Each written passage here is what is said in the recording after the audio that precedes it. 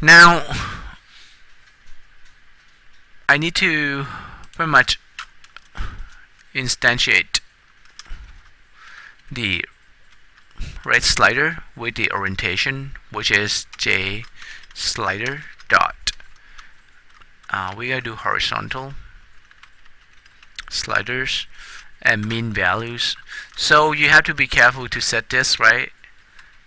Min and max should be 0 to 255 for the colors, correct? And this is the initial values. We're gonna make it to 0, right? So we're gonna do the same for the other two sliders. When we do this, we can actually do the loop.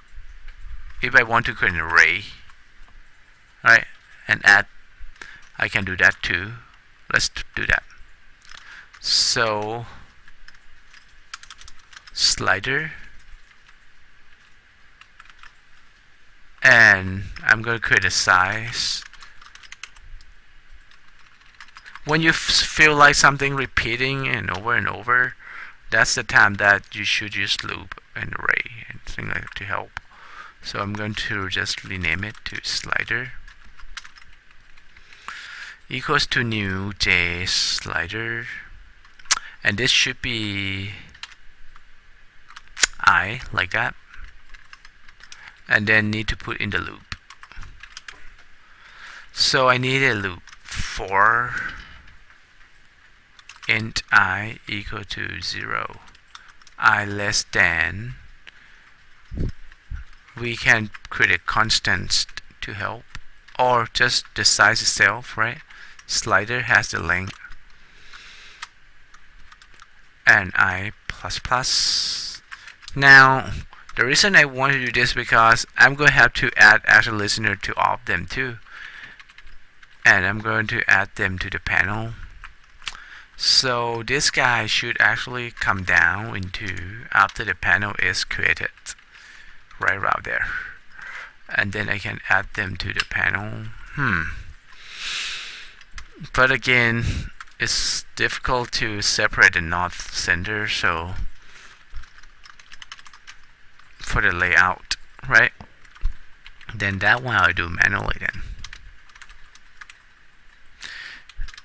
I mean, if we have more than that, then we have to start to do grid layout, and we don't have to do manually, right? Simply just do border layout, then we can do that. Now I start to have to add. What do we need to add? Right, let's check GUI first before we add anything.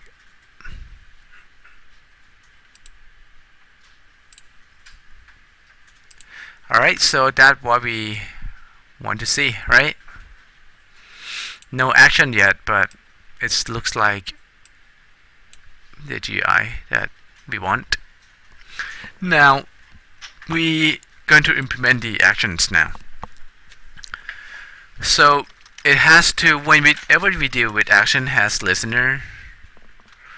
So dot add, and we just look at only chain listener that we need. Like before, I did create the anonymous class from the previous videos, right? Anonymous class pretty much just, let me show you again. From scroll bar, I actually create anonymous class like that, add adjustment listener, and implement it, right? But beside that, you can actually do this. Okay, now when you listen to this, that means you want to, what is this refer to again? We talk about these operators, I mean this keyword here. Refer to this guy, right? The class itself, right? If you have parentheses, that means you refer to constructor of this guy. So that means this guy can implement the method that we want. The method that we want pretty much just what?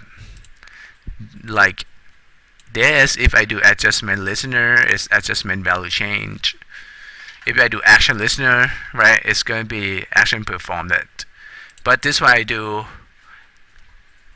chain listener, then it's going to be, I have to add change listener, right? Which is an interface that I need to import. And same, I have to add unimplemented methods to this old class. Now it's going to listen to itself, which has state change. That's just another way. Okay, you may see they do that. Like they just have the method itself implement the action. Listen to this. Okay, instead of using anonymous class which implement like that. Because this is just like this replacing, right? Okay, so now let me show you state change. In this case, we didn't separate it. If you look at this guy is scroll bar. If I run this scroll bar, we have three of them. Look at the code at the same time. One is the top one, right? Rate, scroll bar rate, right? Add action listener listen to itself by changing the label set foreground to the new color. And this is green itself, right? For the second one has its own, and this is blue itself, which has its own. Now, when you do this like that, it's going to be different because they all add to the same disk. How are you going to distinct three bars? That's the question, right? Or three sliders, which is going to come from the chain event itself, E. Remember, just like the buttons, how do you know this is button 1, 2, 3? E is the guys who hold this, the chain event. E dot get source. If the source equals to slider 0, what's that one? That's the top one, right? The top one I'm going to call it rate, right? So now if I have to say if statements or switch case, right? If it's like that, then we're going to say when you do slicing, you should get the values from the object, right? Get, or we can say slider 0 dot get value, right? You're changing between 0 to 255.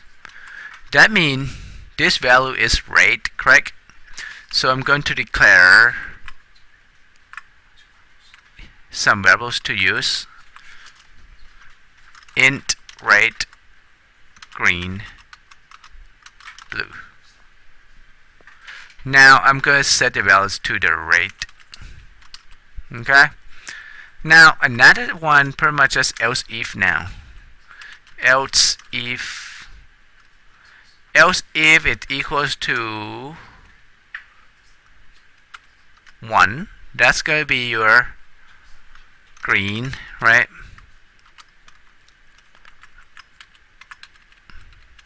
And we're going to do another one again. This is green, which is going to be 1, right? And the last one is 2, red, green, and blue.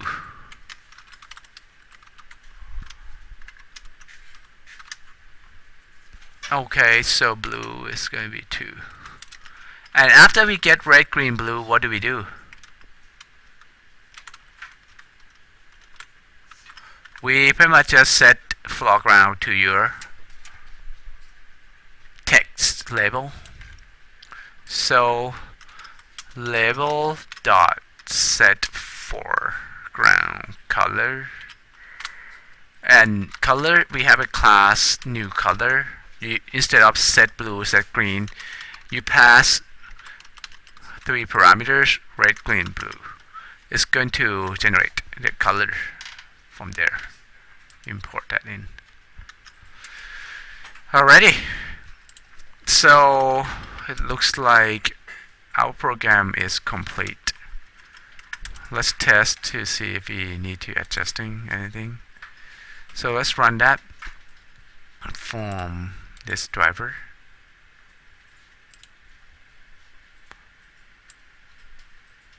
Voila. That works, right? Makes sense? So this is your main driver, just called frame, that create a panel which implement chain listener, that add chain listener to all 3 sliders using loop, and use the state change here to control the color.